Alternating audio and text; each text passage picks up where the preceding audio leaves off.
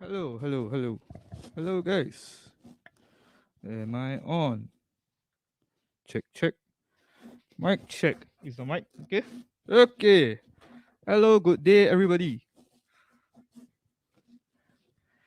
Welcome to another week of the Sin Stream with me. I am Tim, and behind me is my colleague. His name is Kamal. So, to whomever's gonna watch in the future or who's ever watching now, welcome to another week. Today we are going into a different thing from last week. So last week I was showing you guys what you can do with analog synthesis. So to recap, analog synthesis is the more original way of using a synthesizer. It takes electricity and then you manipulate the shape by going through filters and stuff to get the sound that you want. For more examples, you can watch our stream last week. It is on Facebook and Instagram and YouTube. Hi, Ben. All right, so I'm kind of running solo this week. So if my head is not at the cameras at some angle, please forgive me. All right, so this week we are talking about not FM synthesis, no, not digital, not analog synthesis. We're talking about FM synthesis. So FM synthesis is, in another words, it's digital synthesis. So instead of taking electricity, direct electricity, low voltage, and turning into music, we are going to use waves, sound waves, digital sound waves to turn it into the sound that we want. Most of you probably don't think about it, but actually a lot of the like keyboard sounds and piano sounds that you love from like your pop songs from the 80s, 90s, onwards of the 70s onwards, was probably created with an FM synthesizer. There can be original like the electric pianos like the Rhodes and that kind of stuff. But more often than not, more and more recently, the sound is from an FM synthesizer. So to answer dipshit's question of what is FM, sir? FM, or in other words, frequency modulation. It's kind of it's a very technical word, so it essentially taking a sound, or sorry, or rather a wave, so not a sound yet, and then you use it to crash, in a sense, crash into another wave, and then the resulting sound is the eventual sound that you hear. So I think Dipshit is a guitar player, so to help him sort of understand, it's like when you play a chord on a guitar. When you play a chord on a guitar, sometimes you play maybe 3 strings or 4 strings. If you just play one string, you're playing the note. That note in itself is that one single wave. No matter you go higher or lower, up or down the fretboard, or maybe on a keyboard, up and down, you're changing the pitch of the note. So the closer you get, the faster it vibrates, the higher pitch it will sound.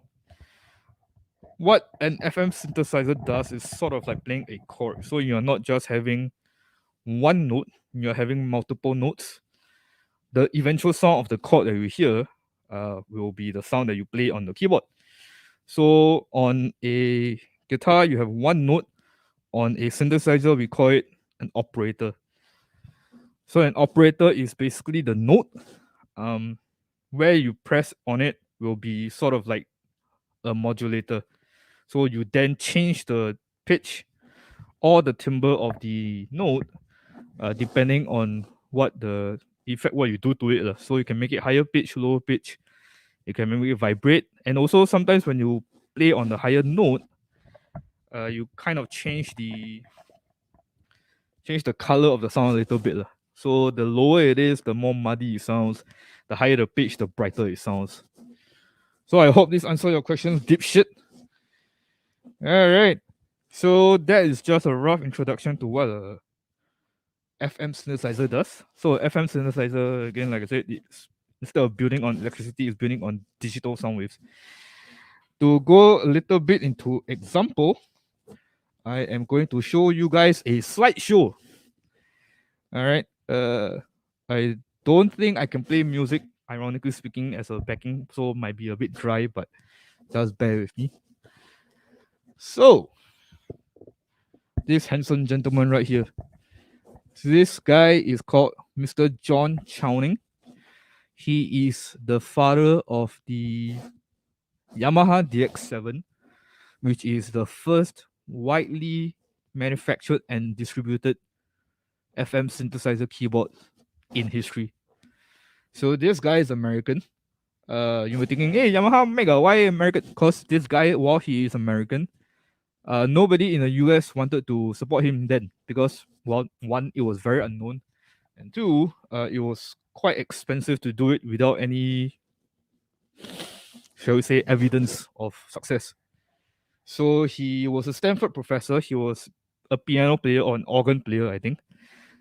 He wanted to find a new way to create beautiful sounds, like the piano sounds and stuff. So he took a theory of modulation, which is something found in electrical engineering and stuff, and then turn it into music. So the people at Yamaha heard of what he was doing, and then they decided to help him out. So he developed the DX7, I think in the late 60s to early 70s with Yamaha. And then they made the wonderful thing called a DX7. So this is the DX7. For anyone that lived in the 70s or 80s, I'm sure you have seen this somewhere, either in the album art or some newspaper or something. So this wonderful looking keyboard over here is many people, if not everyone's, first experience with FM synthesis, even if they don't know what they were doing. It's kind of funny if you think about it, because all the famous keyboards and synthesizers or inventions, when they were released, nobody knew how to use. Only when it takes time for like geniuses to develop the skills needed to play the thing. So when the DX7 came out again, many people were quite unfamiliar with how to use.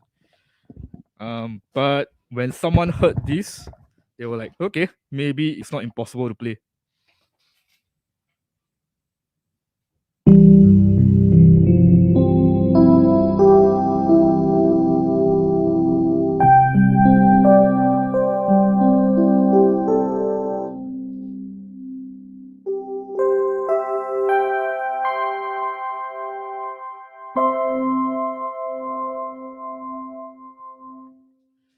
So what you just heard was a example of what the DX7 got eventually became famous for, which are piano sounds. So on my keyboard right now, which we'll talk about later, it's called Original FMEP. So actually a lot of the old stuff that people didn't know how to use, they were all presets. So when you listen to any like pop song or whatever, it wasn't some genius at the back adjusting this and that to get the sound they want. All they did was they turn a preset, they play already, they like the sound, they use it in the song. It's as good as discovering a new instrument every time you turn it on and turn the preset knob, which is kind of cool because this keyboard over here has a lot of presets and they are all adjustable on here. Yep. So when you get into a new synthesizer like in our shop or what, you can just turn a preset and have fun, man. You don't necessarily need to know how to play piano. You just need to like the sound that you like, and then you can start making music. So that was one of the more famous sounds of the DX7. Another type of sound that were very popular last time is something like this.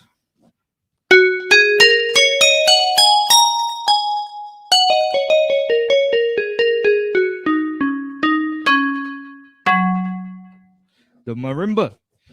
So the marimba is a bell-like kind of sound, and then something else will be like, I think this one is good.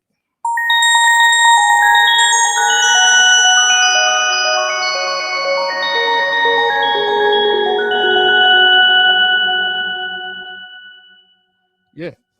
So for any of the discerning viewers right now, you kind of realize that a lot of the sounds that I was playing were all quite metallic or bright sounding or very clear sounding.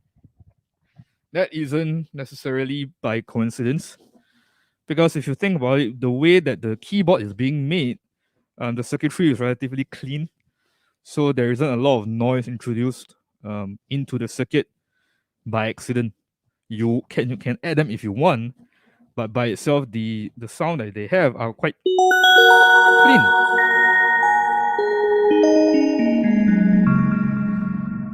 Right, so that is the DX7 that was famous in the 70s and 80s. So on to the next picture. This very scary looking science grafting is actually what FM synthesis basically is. So the one at the top that says carrier, that is the sound that we are listening to when we play the keyboard. When you have, I would say, so in our original analog synthesis video, we were talking about like sine waves, triangle wave, sawtooth wave. All those will give you different kind of character. So sine wave, on the other hand, is one of the more basic sound. So for those with good hearing, that means you can't hear any overtones. You can't hear much overtone, no harmonics present in the sound. That's why the DX7 used to do a lot of bell-like high pitch kind of sound, because that is what a sine wave is. A sine wave is a very round, clear, crystal sounding sound wave. The bottom is a modulator. So the modulator is sort of like how I described playing a guitar chord. When you play a note, you will just get that note. But when you play another note together with the first note, the sound that you get is completely different. You change the color, you change the character of the sound. As you can see, when you get a modulator that is of a different frequency, so it's fatter looking instead of so narrow. You eventually the sound that you get, which is at the bottom, is a very different shape. So you get a very different sound. So it's like 1 + 1 = 2, something like that. But sometimes it's like 1 + 1 = 1.5. Yeah, maths and numbers don't count when you're doing FM synthesis. Right, so that is a very, very, very basic form of what FM synthesis is doing. Yeah, Ben, like good to have presets. All right, so I can't show you guys where I've learned everything that I've learned, but I will try and find a way to link all this later. So these are all different like information on who played the DX7, who did FM synthesis, and stuff. All you have to know is whatever music that you like to listen to in the 80s, most prominently in the 80s, you will get to hear the DX7. All right. So, moving on into modern day, while the DX7 has, in a way, been retired, the original run of DX7, anyways, the sound lives on in all your like software synth and stuff. So all your different software synth will give you some form of a DX7 sound. Most of the time, it's probably like electric piano or like bells or like that kind of stuff. Now, KORG, no, not now, but last year, around last year, KORG has made a new thing called the OPSIX. So the OPSIX is the thing that we are talking about today. Hey guys. So this OPSIX is a sort of an improvement over the previous design of the DX7 because time has changed. Technology has improved. It is possible to get quality sound at either a smaller package or you get more things in a similar size or smaller. This is quite small. Like my hands are this size. Oh, you can see. That's about like this size. All right, so the original DX7 had about 4 operators. It was a more limited sound. Limited doesn't mean you can do anything. So as history has shown, you can actually do a lot of things with it. But with the OPSIX, as the name implies, you have 6 operators. Whoops. So with the 6 operators, you can have a more textured sound. You can have a more colorful tone, and you can have so much more variation with the sound. Ben, how does such a clean source make the growly FM bass that appears in dubstep and other loud genres? Well, we will get into that later, Ben. Right, so cut back to the thing with the OPSIX. So we talk about the simpler things first. You get, like I said, a whole bunch of presets to try. So I think the original one had maybe 100 something presets or 200 something. I can't remember the number. It was also special back then because you can save the thing into a computer and then do more adjustments and then save it into your keyboard. So the DX7 was actually very important in terms of the digital instruments we use now and in terms of how to save. So with the new OPSIX, instead of just 100 plus or 200 plus, now you have 350 presets. Yes, you heard me right. That's 350. And you know what's insane about 350? I'll get into that later. So 350, you have a whole you have different choices of bells, pianos, strings, steps. You have stuff like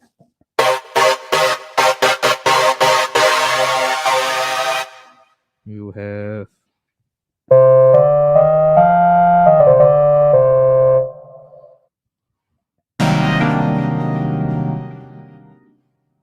see.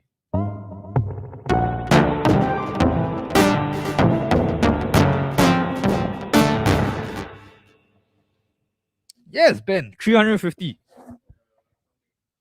Oh yeah, I'll say I'll get into that. Yeah, so many different choices. So when or if you come into the store to give it a try, you may want to block out the rest of your evening or afternoon, because if you really want to get into it, got a lot of things lah. But if not, if you want to do it comfortably, then you can purchase one and bring it home and spend your entire weekend playing with the thing. All right, so I will teach you how to use it later. Okay, so when you get into the FM synthesis, be it on the OPSIX or on the very famous DX7 or any software stream that you have that are trying to replicate DX7 kind of sound and vibe, you will typically be looking at something like this. So this is one of the algorithm page of the OPSIX. As the name implies, the op is part of the name of operator, and then you have 6. So when you get into something like this, it gives you a whole bunch of different outcome of sound. So imagine if you take like a flowing water, you change any of the filter will kind of process the sound and you go through a different thing. So, okay, filter maybe a bad example. Filter is more analog synth, but digital synth, you can take one sound as I showed you on the previous graph. Then you take one modulator to another carrier, you change the sound completely. So with this, you have up to 6 carriers or 6 modulators. All right, so each of them can be adjusted from here. So these are your controls for the 6 operators. So you can change the pitch, you can change the volume and stuff. All right, so as the number on top implies, there are 32, up to 32, actually more algorithms for you to play with. We have roughly 40 algorithms, up to 40 algorithms. So remember what I said? Okay. Before that, let's give it a try. So I'm gonna take a piano sound. So I'm gonna take this piano sound, and right now by default it is at algorithm 19. This is what it sounds like.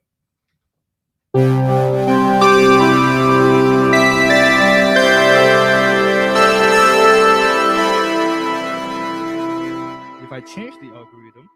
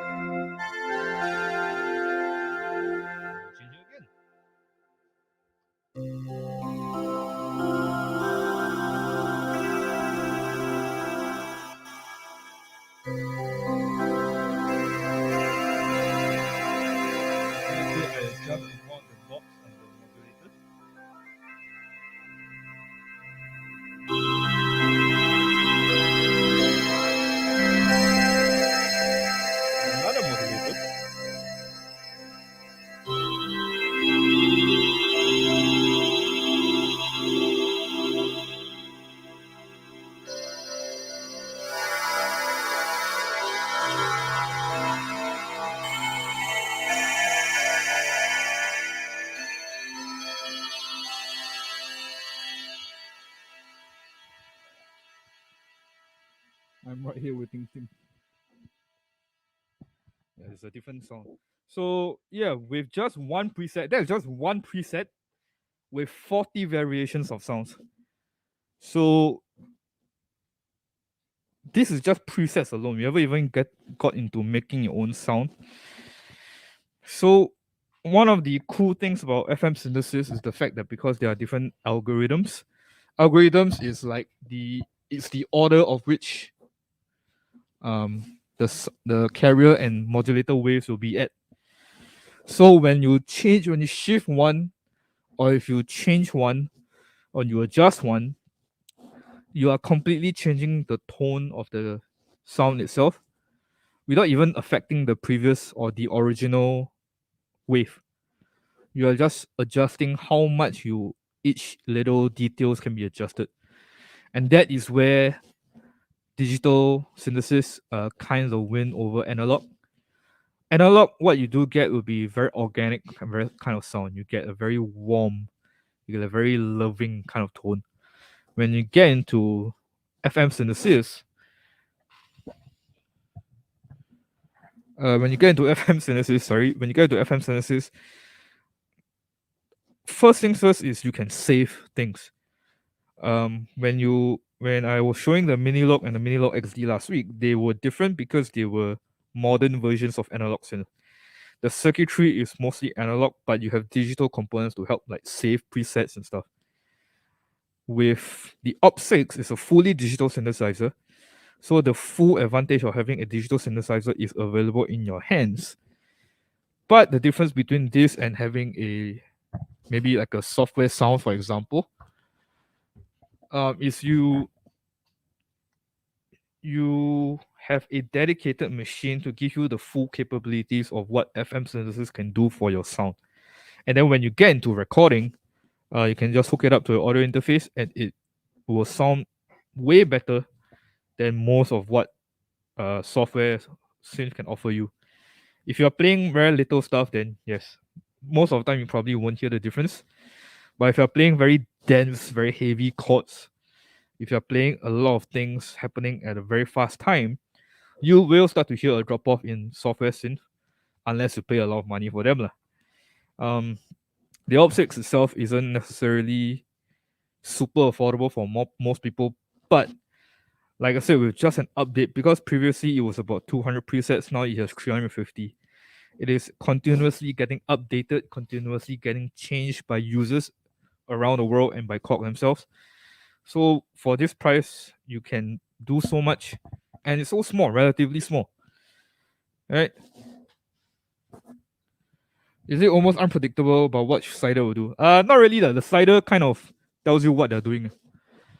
The sliders, this one will give you output level, so it controls the level of the wave. The knobs at the top is the ratio. So the ratio, I think Ben will know what a ratio is, but for most of you, it's essentially like the pitch of the wave itself. So high pitch, low pitch, something like this.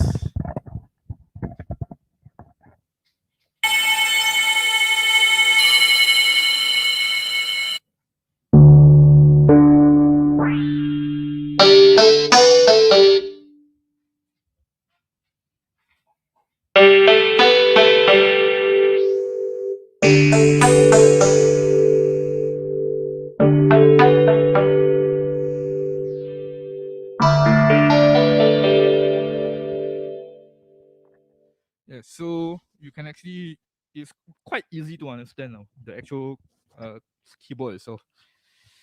All right, so like I said, the OPSIX has a lot of algorithms for you to choose from, and then of course,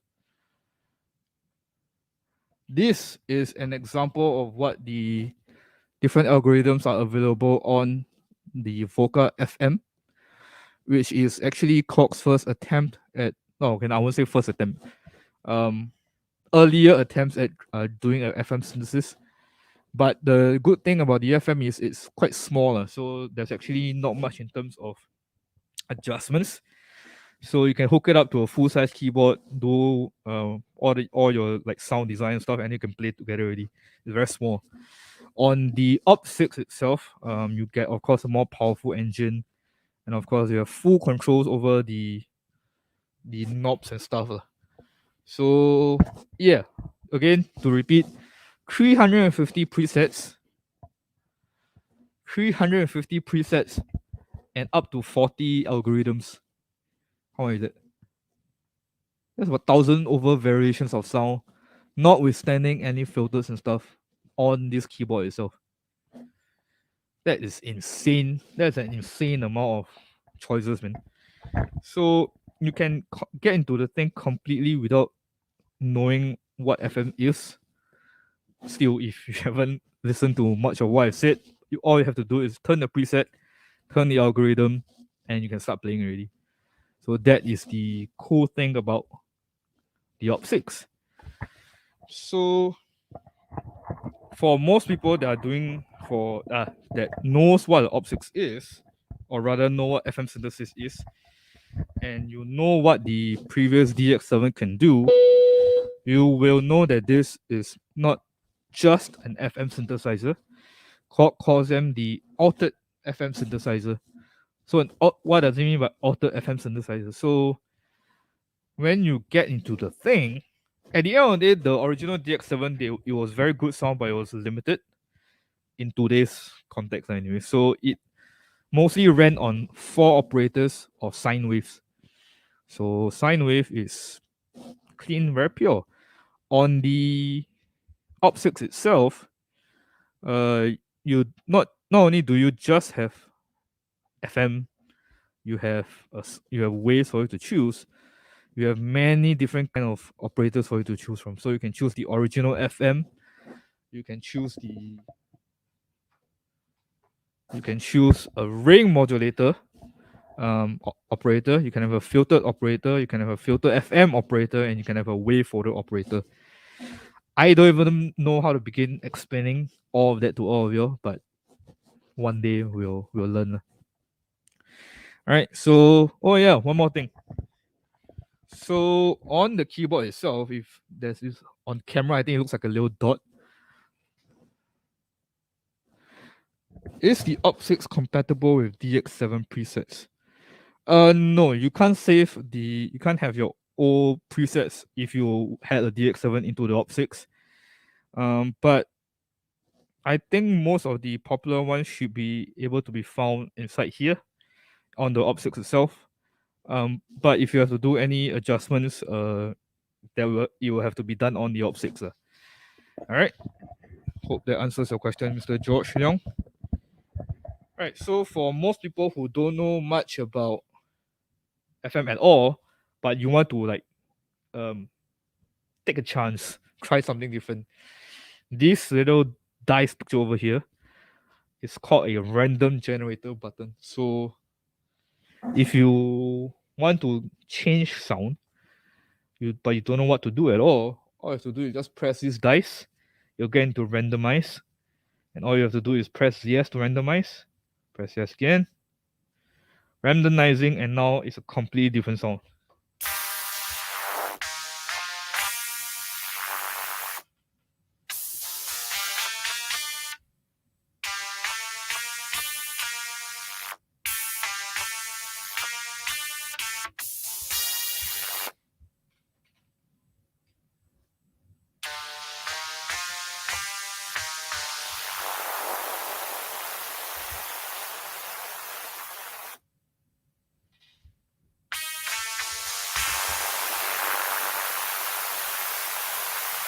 So I hope it's a little bit more obvious to you guys.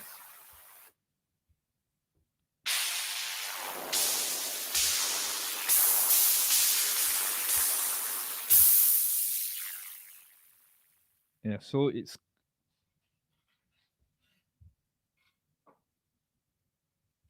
if you don't like the sound, random again. So random. All right, now it's giving me a different sound.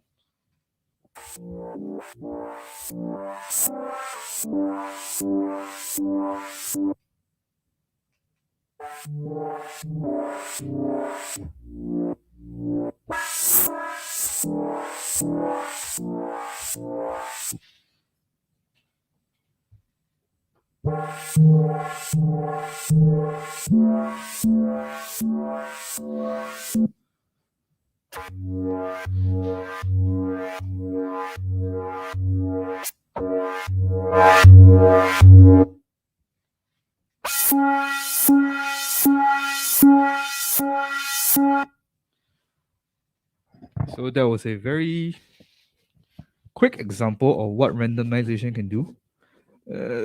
So with this, you can, again, like I said, you can get through this whole keyboard without actually knowing what you're doing. But today I'm going to teach you at least a little bit on how to use. So we go back to the original page where you can see all your presets called program on the keyboard. And when you press it, you can choose whichever you want. So this one be called that electric piano. It's an electric piano sound. There are octave buttons for you to choose from. There are arpeggiator for you to choose from. So again, you want to make music, but you don't necessarily know how to play, or you cannot play it smoothly. You can just press the arpeggiator.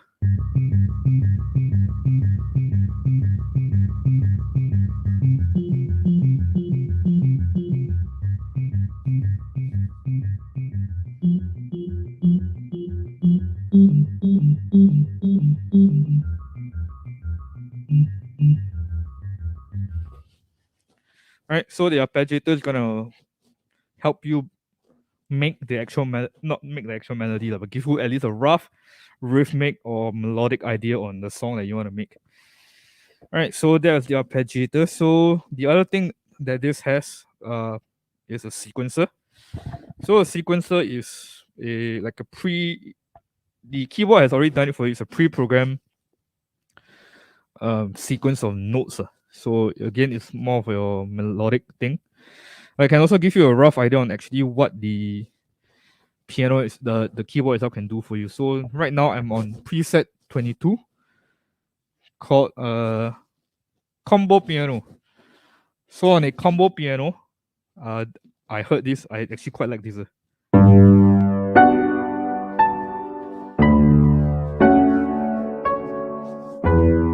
Alright, so this is a sequence on the OPSIX. If people recognize the sound, it's actually, I think, Jimbo PD number 1. It's a classical piano song.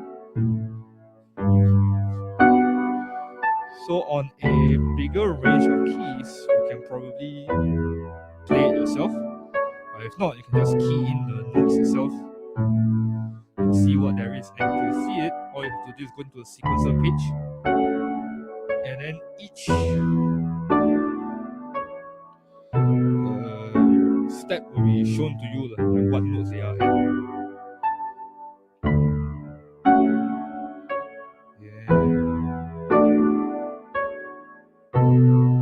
Up to 6 lanes for each sequence. Alright. I'm not even playing anything at all. Okay, so you can actually overdub over the previous sequence. But I'm not gonna show that today lah.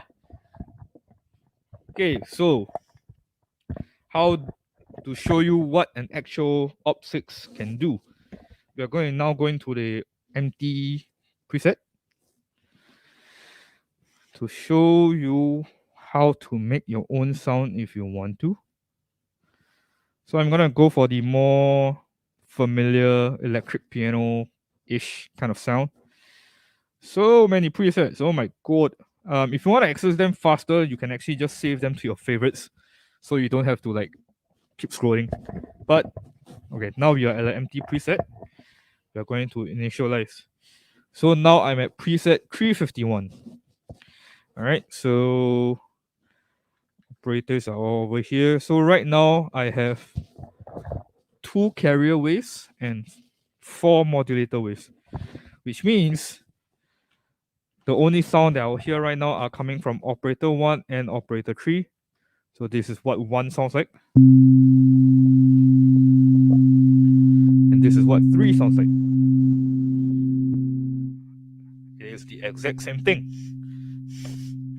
So what happens is, now I can choose between, and if I play both and one's gonna sound louder. I'm gonna choose my operator 1 wave to be, I'm gonna choose a triangle wave.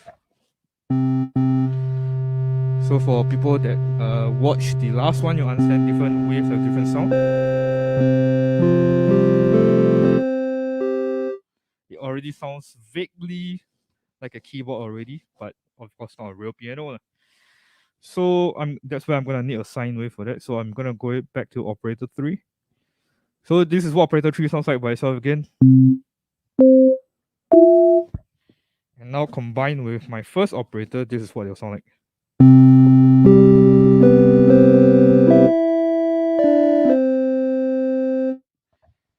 Alright, so that is the sound of 3 carrier waves, 1 sine wave, 1 triangle wave being combined together to give me a sound. But maybe now I want a little bit more sine. Make it sound a little bit rounder. Alright, so now I get to choose my modulator. On the OPSIX itself, you can see it's color coded. Number 2 is going to affect my number 1. So my operator number 1 is controlled by operator 2. So I go to operator 2 and then I choose what I want to do to it. So I'm going to choose set the volume. Maybe I'm going to choose it's sort of like an LFO on an analog synth, except this digital.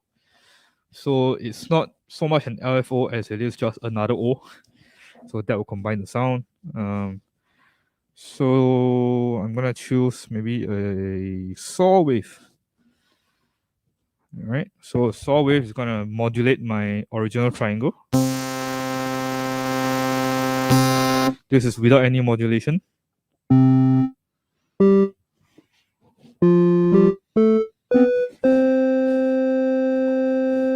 And this is wave.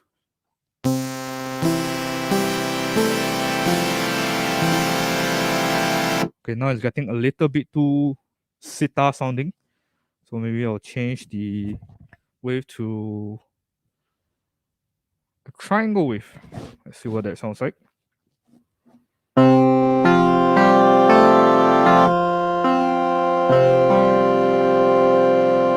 Adjust the frequency of the modulator. I'm getting actually a little bit into a bell-like territory already.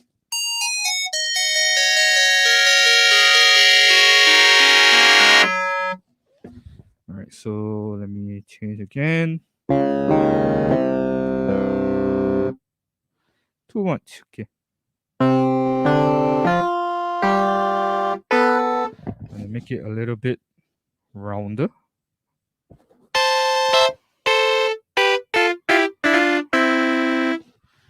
Okay, so let me try playing a little bit.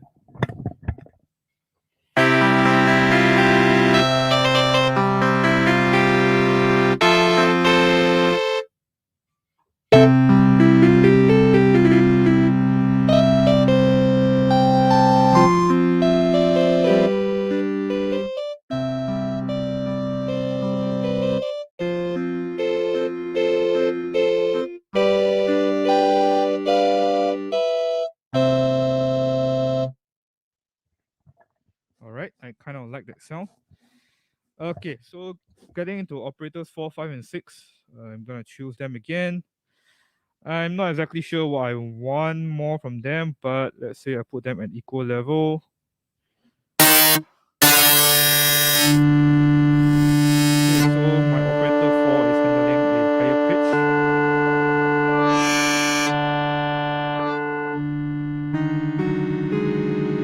Alright, so you can see when I turn up the fader, one sound kind of give you like one sound is gonna lead to another sound. So it's like having a pedal board where the order of which you put things will give you a different sound. Is kind of the same thing right now.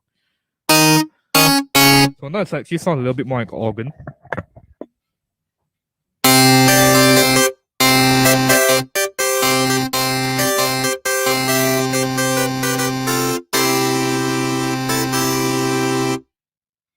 Maybe I'm gonna filter that sound a little bit. So I'm gonna go to the filter, low pass. I'm gonna choose my cutoff.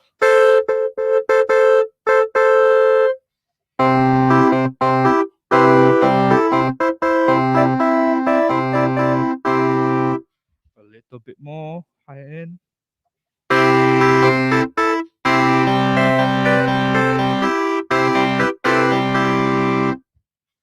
All right, so that is a more organy kind of sound, but I want electric piano, so let me make it a little bit rounder.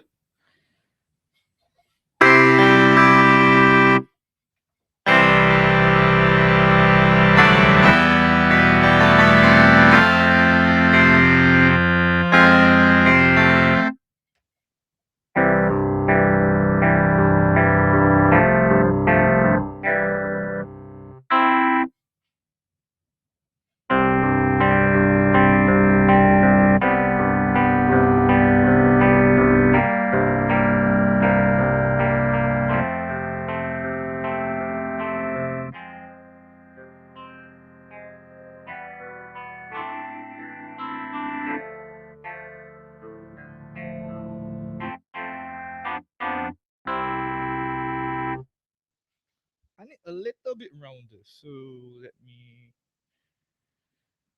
up my resonance again. So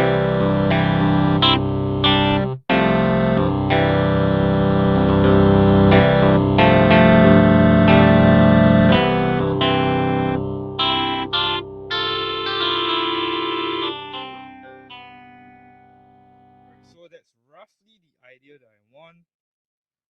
So I'm gonna go back. This is my original page. So I choose all my different sound rate. I'll change the algorithm just to see what happens.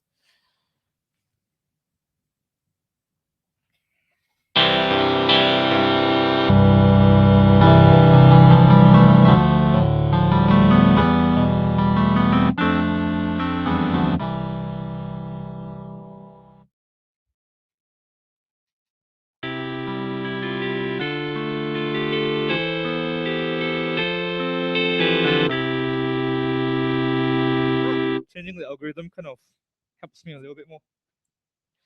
Okay, I'm gonna try it adjust again. Okay,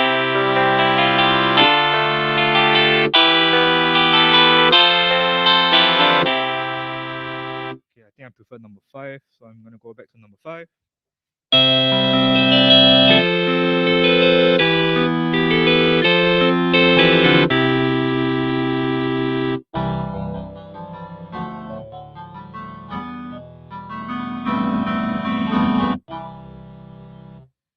Right, so I've decided on this. I'm gonna save it. I'm gonna call it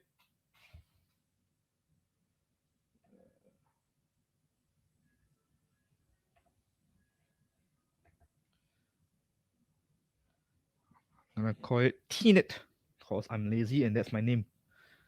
All right. So I save it to my location. It's now Teenit.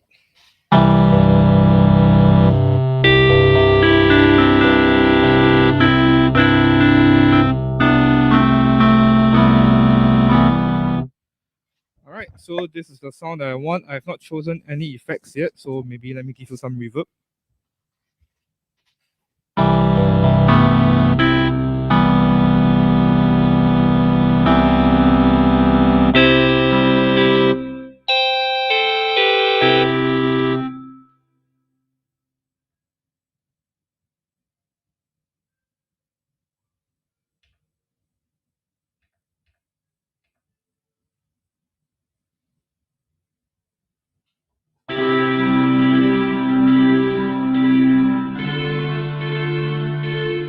Maybe too much reverb.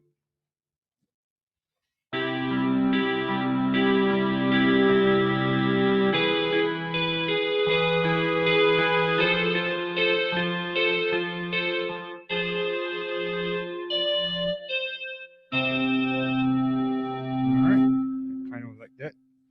Okay, so that is basically how you get a sound on the OPSIX. You choose the wave that you want, you choose how loud, how soft, how bright, how dark. Throw a little modulator wave inside and just see how it goes, and you get the sound that you want. All right, so come down and give it a try. We do have it available for display and for people to try as well. So not just the OPSIX, we have other digital synthesizers, such as like the wave state or the mod wave. Let us know if you want more explanations on what you can do with those. But that one will be another time. Next week, we will be talking about the Focus. So if any of y'all seen my stream last week, the Voca is the smaller versions of all the different synthesizers. There is one similar to the DX7 called the FM as well. Creative name. I'll be getting into that next week. If you want to see what the Voca looks like, they are available on our website and on KORG's website. So hope this has been educational. This has been enjoyable. Even if you guys are not impressed by my playing, you can actually like come down and show me what you can do. It's quite fun. You can get a lot of different sounds. So if you don't think of the OPSIX or the synthesizers as like unknown foreign instrument, you can actually get quite a lot of familiar and very pleasant sounds out from it, like a lot of pianos, a lot of bells and stuff. They are very good texture to the kind of music you want to make. Those are the kind of sounds that people enjoy, and yeah, you can get them all at the tip of your fingers. All right, so if there are no more questions from the audience, just to let you all know again, we are available on Facebook, on YouTube, on Instagram, wherever you get your social media. Uh, like I said, I'll be doing another one next week. It will be on Friday at 5 p.m. again. All right, so I'll be maybe jam a little bit with this sound that I just created on the track just now. Any questions, give us a call. Drop us an email at sales@citymusic.com.sg. Drop a comment on our socials. We'll see how we can help you. All right, this is Tim. I've been Tim. I'm gonna jam a little bit. Comments are still open, so leave them in while I'm still playing. All right.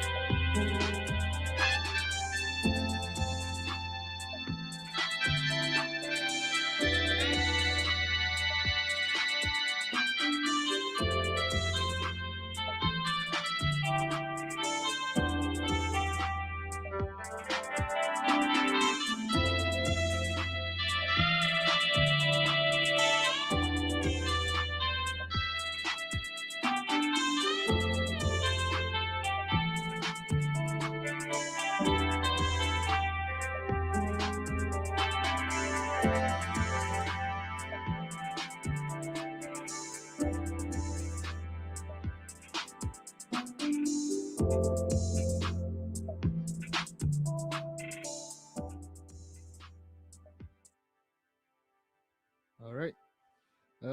That's today. Hope you have enjoyed. See you next week, I guess. Bye.